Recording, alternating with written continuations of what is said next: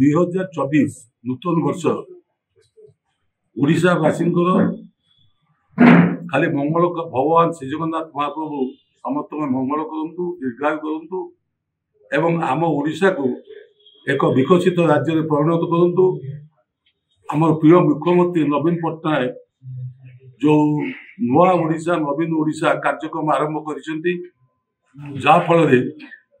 राज्यर जो क्रीडार विकास शिक्षार विकास सामाजिक विकास सांस्कृतिक विकास सर्वोपरि सामग्रिक विकास पाई जो प्रचेष्टा करुछंती से सफलता पाऊ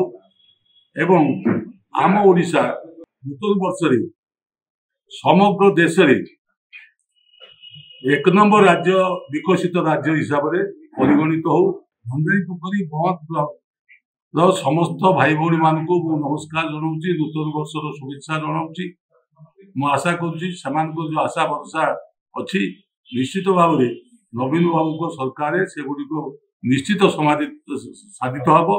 एवं आम भंडारीपोखरी बहुत निर्वाचन मंडली अन्य ओडिशा जो 147 निर्वाचन मंडली अच्छी से अग्रणी निर्वाचन मंडली परिगणित हवा सहित जो किसी समस्या रही